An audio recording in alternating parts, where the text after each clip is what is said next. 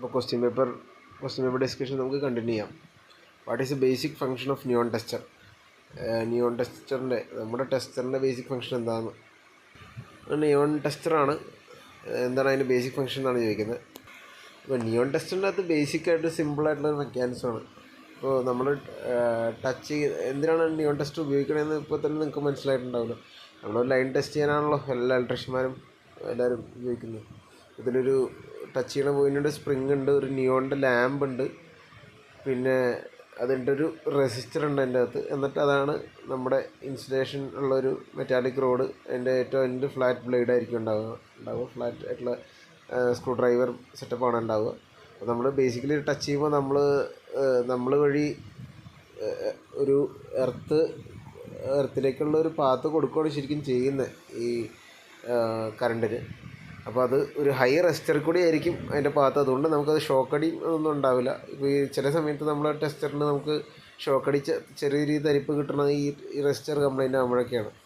അപ്പോൾ അതാണ് വളരെ സിമ്പിൾ മെക്കാനിസമാണ് ഇതിൻ്റെ അകത്ത്.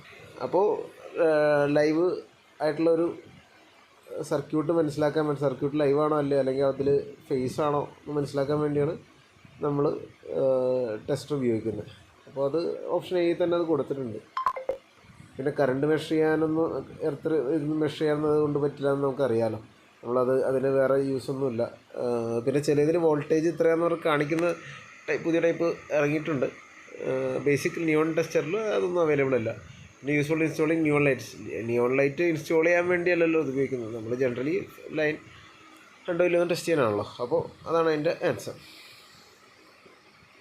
അടുത്ത question, which of the following tariff is adopted for domestic use? താഴെ പറയുന്ന ഏത് താരിഫാണ് ഗാർഹിക ഉപയോഗത്തിനായി അംഗീകരിച്ചിട്ടുള്ളതെന്ന് ചോദിക്കുക. അപ്പം ഇതും നമുക്കൊരു ഒരു വെബ്സൈറ്റ് ഉണ്ട് KSEBിയുടെ, അതിലൊന്ന് കയറി നോക്കാം. അപ്പോൾ നമ്മൾ ഗൂഗിളിലുണ്ടല്ലോ ഇങ്ങനെ ഇലക്ട്രിസിറ്റി ബിൽ കാൽക്കുലേറ്റർ എന്നല്ലെങ്കിൽ bills.kcb.in എന്ന് പറഞ്ഞൊരു വെബ്സൈറ്റിലേക്ക് ജസ്റ്റ് ഒന്ന് ചെല്ലുക. KSEBിയുടെ വെബ്സൈറ്റ്. അപ്പോൾ അത് ക്ലിക്ക് ചെയ്ത് കഴിയുമ്പോഴത്തേക്കും നമുക്ക് ഇങ്ങനൊരു സാധനം ഓപ്പൺ ആവും.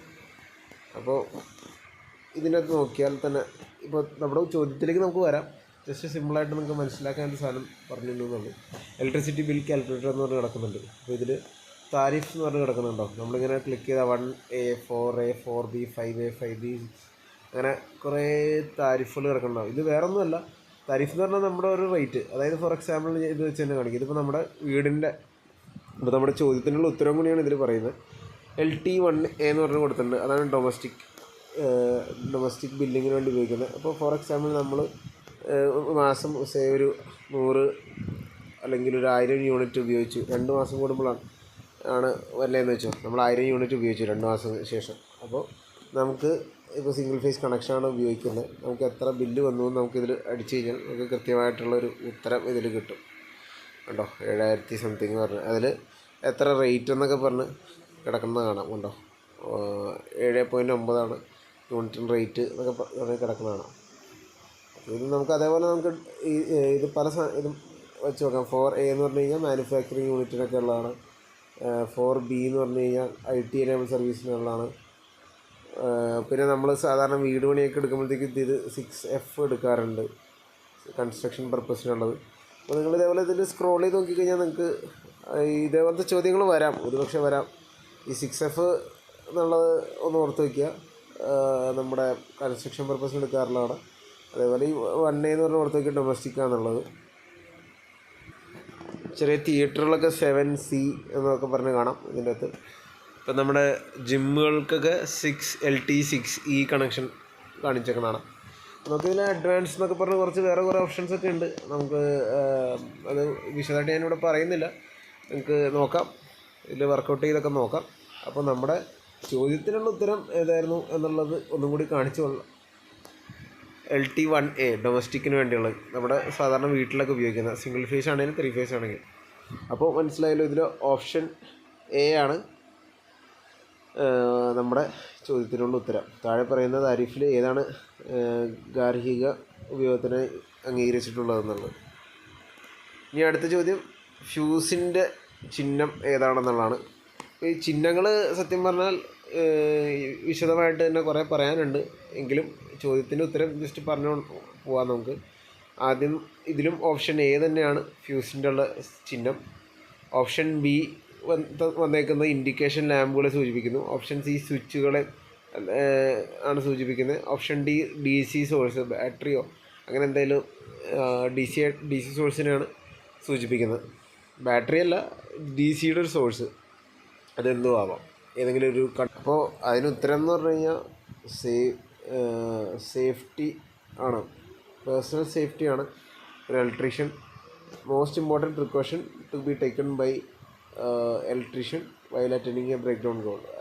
അറ്റകുറ്റപ്പണി നടത്തുമ്പോൾ ആദ്യം സ്വന്തം സുരക്ഷയാണ് ഏതൊരു ഇലക്ട്രീഷ്യൻ്റെ പ്രഥമമായിട്ടുള്ള കർത്തവ്യം. അതിനുശേഷമാണ് ബാക്കിയുള്ള കാര്യം. ചോരുണ്ടെങ്കിലുള്ള ചിത്രമുള്ളൂ, അവരവരുണ്ടെങ്കിലാണല്ലോ ഇത് ട്രബിൾ ഷൂട്ട് എന്താണെന്ന് വെച്ചാൽ ചെയ്യാൻ പറ്റുള്ളൂ. അടുത്ത ചോദ്യം എന്ന് പറഞ്ഞാൽ what is the reason to be submitted by contractor along with the completion report to KCBL section. Completion റിപ്പോർട്ടിനൊപ്പം വൈദ്യുതി ബോർഡിൻ്റെ സെക്ഷൻ ഓഫീസിൽ കോൺട്രാക്ടർ സമർപ്പിക്കേണ്ട രജിസ്റ്റർ ഏതാണെന്നാണ് ചോദിച്ചിരിക്കുന്നത്. അപ്പോൾ നമ്മൾ വർക്ക് രജിസ്റ്ററാണ് സാധാരണ സബ്മിറ്റ് ചെയ്യാറില്ല. സ്റ്റോക്ക് എന്ന് പറഞ്ഞാൽ സ്റ്റോക്ക് രജിസ്റ്ററിന് നമ്മൾ സ്റ്റോക്ക് എടുക്കുന്നതെന്ന് അവർക്ക് അറിയേണ്ട ആവശ്യമില്ല. അറ്റൻഡൻസും പേ രജിസ്റ്ററൊക്കെ അവർക്ക് അറിയേണ്ട ആവശ്യമില്ല. അവർക്ക് വർക്ക് രജിസ്റ്റർ, അതിൽ നമ്മുടെ വർക്കറിൻ്റെ പേരും കാര്യങ്ങളൊക്കെ ഉണ്ടാവും. അപ്പോൾ ആ ഒരു സംഭവമാണ്. അതായത് വയർമാൻ ഒരു കോൺട്രാക്ടറിൻ്റെ അണ്ടറിൽ ലൈസൻസ്ഡ് വയർമാൻ ആരൊക്കെയാണ് എന്താണെന്നൊക്കെയുള്ള വിവരമുള്ള രജിസ്റ്ററാണ് ഈ വർക്ക് രജിസ്റ്റർ. അപ്പോൾ ഓപ്ഷൻ ഡി ആണ് അതിൻ്റെ കറക്റ്റ് ഉത്തരം. അടുത്ത ചോദ്യം, how can valid wireman permit holder can do the wiring. അതായത് വയർമാൻ പെർമിറ്റ് ഉള്ള ഒരു വ്യക്തി നിയമപരമായി വൈദ്യുതി ജോലികൾ ഏറ്റെടുത്ത് ചെയ്യേണ്ടത് എങ്ങനെയാണെന്നാണ് ചോദിച്ചേക്കുന്നത്. അപ്പോൾ ഫസ്റ്റ് ചോദിച്ചേക്കുന്നത് take up work by himself, സ്വന്തമായിട്ട് ഏറ്റെടുക്കാൻ പറ്റുമോ? ഇല്ല, സ്വന്തമായിട്ട് ഒരിക്കലും ഏറ്റെടുക്കാൻ പറ്റില്ല. നമ്മളെപ്പോഴും ഒരു കോൺട്രാക്ടർ ആയിരിക്കും ഒരു വർക്ക് എപ്പോഴും ചെയ്യുന്നത്. അപ്പോൾ കോൺട്രാക്ടർ ആയിരിക്കണം വർക്ക് ചെയ്യുന്ന, കോൺട്രാക്ടർ അണ്ടറിലായിരിക്കണം നിങ്ങൾ ചെയ്യേണ്ടത്. അതാണ് രണ്ടാമത്തെ പറഞ്ഞത്, should register under an electric contractor. ഇതാണ് കറക്റ്റായിട്ടുള്ള നടപടി.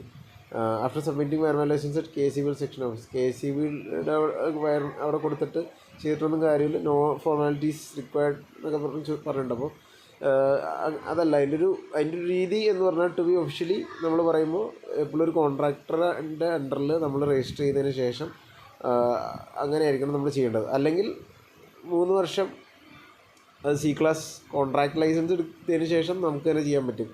അതെപ്പോഴാണ് നമ്മൾ വയർമാൻ പെർമിറ്റ് എടുത്തു, അതിനുശേഷം 3 വർഷം, അതായത് എക്സംഷനിൽ വരുന്ന ആൾക്കാർ ITI കഴിഞ്ഞ് അവർക്ക് ലൈസൻസ് ഡയറക്റ്റ് കിട്ടുന്നു. അവർ അതിന് ശേഷം 3 വർഷം ഒരു ലൈസൻസ്ഡ് B ക്ലാസ്സോ A ക്ലാസ്സോ കോൺട്രാക്ടർ അണ്ടറിൽ രജിസ്റ്റർ ചെയ്തതിന് ശേഷം അതിനുശേഷം ഇൻ്റർവ്യൂ അറ്റൻഡ് ചെയ്ത് അവർ C ക്ലാസ് കോൺട്രാക്ട് ലൈസൻസ് എടുത്തു കഴിഞ്ഞാൽ അവർക്ക് ഈ ജോലി ഏറ്റെടുക്കാം. ഇതിൽ ജോലി ഏറ്റെടുക്കാം എന്നുള്ള ഒരു മീനിങ് എന്താണെന്ന് നിങ്ങൾ മനസ്സിലാക്കണം. നമ്മൾ വർക്ക് ചെയ്തിട്ട് കംപ്ലീഷൻ റിപ്പോർട്ട് സബ്മിറ്റ് ചെയ്യാനുള്ള ഒരു അധികാരം എന്നുള്ളൊരു മീനിങ്ങാണ് ഇതിൽ, ധ്വനിയാണ് ഇതിൻ്റെ അകത്ത് കിട്ടുന്നത്.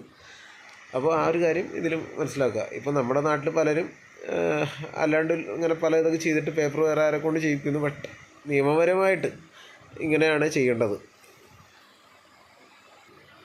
അടുത്ത അതിനോട് അനുബന്ധമായിട്ടുള്ളൊരു കാര്യം തന്നെയാണ്, who can take up the job of temporary installation of 10 kVA DG set with connect load of 8 kW for temporary function. ഒരു താൽക്കാലിക പരിപാടിക്ക് വേണ്ടി ഒരു 10 kVA DG സെറ്റും 8 kW ലോഡും ജോലികൾ ആർക്കാണ് ചെയ്യാൻ കഴിയുന്നത്. അതായത് നമ്മൾ പല താൽക്കാലിക പരിപാടികളൊക്കെ വരാറുണ്ട്. അപ്പോൾ എല്ലാം നമ്മൾ ചിലപ്പോൾ ജനറേറ്ററൊക്കെ വയ്ക്കാറുണ്ട്. ഒരു 10 kVയുടെ ജനറേറ്റർ വെച്ച് കഴിഞ്ഞാൽ നമുക്കൊരു 8 kW ലോഡൊക്കെ നമുക്ക് ഒരു 8000 വാട്ട്സ് ലോഡൊക്കെ നമുക്ക് ഓടിക്കാം സിമ്പിളായിട്ട്. അപ്പോൾ അത് ചെയ്യാനുള്ള അധികാരം ആർക്കാന്നുള്ളതാണ് ചോദിച്ചേക്കുന്നത്. അപ്പം അതിലും ഒരു കാര്യം പറയാനുള്ളൂ, നമുക്കെപ്പോഴും വർക്ക് ചെയ്യാൻ, അതായത് ഒരു വർക്ക് ഫൈനൽ നമ്മൾ അതിൻ്റെ പേപ്പർ വർക്ക് അടക്കം ചെയ്യുന്നതിനാണ് ഈ വർക്ക്, അതായത് ഒരു കംപ്ലീഷൻ റിപ്പോർട്ട് കൊടുക്കുന്നതിനാണ് വർക്ക് എന്ന് പറയുന്നത്. അതിൽ നമ്മൾ ജസ്റ്റ് വയർ ചെയ്ത് ഇങ്ങനെ ചെയ്യുന്ന അതാർക്കും ചെയ്യാം. പക്ഷേ ഒഫീഷ്യലി അത് കംപ്ലീറ്റായി അതിൻ്റെ ഉത്തരവാദിത്തം ഏറ്റെടുക്കുന്നതോടെയാണ് അത് വർക്ക് ആയി എന്ന് പറയുന്നത്. അപ്പോൾ അത് ചെയ്യാൻ എപ്പോഴും ഒരു കോൺട്രാക്ടർക്ക് അധികാരമുള്ളൂ. അപ്പോൾ ഇതിൻ്റെ അകത്തുള്ള ലൈസൻസ്ഡ് വയർമാൻ എന്ന് പറഞ്ഞാൽ ഒരു കോൺട്രാക്ടർ അണ്ടറിലായിരിക്കും. അസിസ്റ്റൻറ്റ് എഞ്ചിനീയർ എന്ന് പറഞ്ഞാൽ അത് ഒരു വേറെ തസ്തിക, ഇപ്പോൾ അത് KCBയിലാവാം. അതിൽ പ്രത്യേകിച്ചൊരു പ്രസക്തി ഇല്ല ആ ഒരു ഓപ്ഷന്. C ക്ലാസ് ഇലക്ട്രിക്കൽ കോൺട്രാക്ടർ, ഇപ്പോൾ ഞാൻ പറഞ്ഞ കാര്യം, അതായത് നമ്മൾ C ക്ലാസ് കോൺട്രാക്ട് ലൈസൻസ് എടുത്തു കഴിഞ്ഞാൽ നമുക്ക് ഈ പറഞ്ഞ ജോലികളൊക്കെ ചെയ്യാം. 10 kW വരുന്ന ലോഡുകൾ നമുക്ക് വർക്ക് ചെയ്ത് അതിൻ്റെ പേപ്പർ കംപ്ലീഷൻ റിപ്പോർട്ട് KCBയിൽ സബ്മിറ്റ് ചെയ്യാനുള്ള അധികാരമാണ് നമുക്ക് C ക്ലാസ് കോൺട്രാക്ട് ലൈസൻസിലൂടെ നമുക്ക് കിട്ടുന്നത്. അതുകൂടാതെ നമുക്ക് ഈ വർക്കും ചെയ്യാം. ഇപ്പോൾ ഡി ജിയുടെ ഒക്കെ ആണെങ്കിൽ 10 kVയുടെ ഡി ജിയുടെ ടെമ്പററി കണക്ഷനും ഇതൊക്കെ ചെയ്യാനുള്ള അധികാരം കൂടി നമുക്ക് അതിൻ്റെ അകത്ത് കിട്ടും. അപ്പോൾ ഇതിനോടനുബന്ധമായ ചോദ്യമായതുകൊണ്ട് കേട്ടോ ഞാനിത് കൂടെ എടുത്ത് പറഞ്ഞാൽ maximum how many electrical wireman can be employed under 150 kVA scope B grade supervisor. അതായത് ഈ സി ക്ലാസ് കോൺട്രാക്ടറിന് മുകളിലേക്ക് ബി ക്ലാസ് ലൈസൻസുകളുണ്ട്. 25 kW ഉണ്ട്, അല്ലെങ്കിൽ 25 kVA ഉണ്ട്, 50 kVA ഉണ്ട്, 150 kVA ഉണ്ട്, 250 kVA ഉണ്ട്. അതിനുശേഷം എ ഗ്രേഡ് കോൺട്രാക്ടേഴ്സ് ഉണ്ട്, 500 kVA, ഓൾ ST, EST, അങ്ങനെ അത് പോകുന്നു. അപ്പോൾ നമ്മുടെ ഒരു രീതി എന്ന് പറഞ്ഞു കഴിഞ്ഞാൽ ഒരു കോൺട്രാക്ടറിൻ്റെ സൂപ്പർവൈസർ ഉണ്ടാവും. ആ സൂപ്പർവൈസറിന് ഒരു പർട്ടിക്കുലർ ബി ക്ലാസ്സോ എ ക്ലാസ്സോ ലൈസൻസ് ഉണ്ടാവും. അവരുടെ അണ്ടറിൽ കുറച്ച് വയർമാൻമാരുണ്ടാവും. അപ്പോൾ ഇതിൻ്റെ ഈ രീതി ഇങ്ങനെയാണ്. അപ്പോൾ ഒരു സൂപ്പർവൈസറിൻ്റെ അണ്ടറിൽ മാക്സിമം നമുക്ക് 10 പേരെ വരെ ഡിപ്ലോയ് ചെയ്യാമെന്നാണ് ഇൻസ്പെക്ടറേറ്റ് നിയമം പറയുന്നത്. നമുക്കിപ്പോൾ 150 kVയുടെ സൂപ്പർവൈസറിൻ്റെ ഇതിന് ആവശ്യം 2 പേരൊക്കെ മതി. ഒരു രജിസ്റ്റർ ചെയ്യാൻ വേണ്ടി 2 പേരുണ്ടെങ്കിൽ നമുക്ക് രജിസ്റ്റർ ചെയ്യാം. 250 ആണെങ്കിൽ 4 പേരുണ്ടെങ്കിൽ നമുക്ക് രജിസ്റ്റർ ചെയ്യാം. പക്ഷേ നമ്മുടെ ചോദ്യം maximum how many electrical wireman can be employed എന്നാണ്. ഒരു സൂപ്പർവൈസറിൻ്റെ അണ്ടറിൽ മാക്സിമം നമുക്ക് 10 പേര് എംപ്ലോയ് ചെയ്യാം എന്നുള്ളതാണ്. അതായത് ഓപ്ഷൻ ബി ആണ് അതിൻ്റെ അകത്ത് കറക്റ്റ്. ഇനി ഒരു ചോദ്യം ഇതിൻ്റെ കൂട്ടത്തിൽ പറയാനുള്ളത് തന്നെയാണ്. Minimum how many years of practical experience is required for wireman after obtaining wireman permit through written exam to apply for C class contract licence. അപ്പോൾ നമ്മളിപ്പോൾ ഈ പഠിക്കുന്ന ഈ ക്വസ്റ്റ്യൻസ് എല്ലാം നമ്മൾ എന്തിനാണ് ഈ പറഞ്ഞ വയർമാൻ എക്സാം എഴുതാൻ വേണ്ടിയുള്ള ലൈസൻസിന് വേണ്ടിയുള്ള ക്വസ്റ്റ്യൻസാണ്. അപ്പോൾ ആ ഒരു ചോദ്യം ഇതിൻ്റെ അകത്ത് തന്നെ ചോദിച്ചിട്ടുണ്ട്. അപ്പോൾ എത്ര വർഷം കഴിഞ്ഞാലാണ് നിങ്ങൾക്ക് സി ക്ലാസ് എടുക്കണമെന്ന് നിങ്ങൾക്കൊരു ഐഡിയ വേണം. അതായത് നിങ്ങൾ ഈ വയർമാൻ പെർമിറ്റ് എടുക്കുന്നത് ITI കഴിഞ്ഞിട്ടുള്ളതാണെങ്കിൽ നമ്മൾ 3 വർഷം ഒരാളുടെ അണ്ടറിൽ രജിസ്റ്റർ ചെയ്യണം. A class or B class contractor അണ്ടറിൽ 3 വർഷം രജിസ്റ്റർ ആയിരിക്കണം.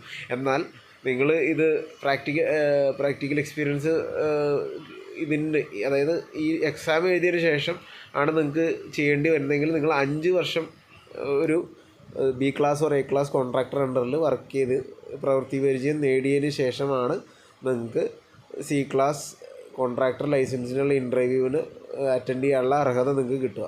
അപ്പോൾ ഓപ്ഷൻ സി ആണ് ഇതിലെ കറക്റ്റ് ഉത്തരം.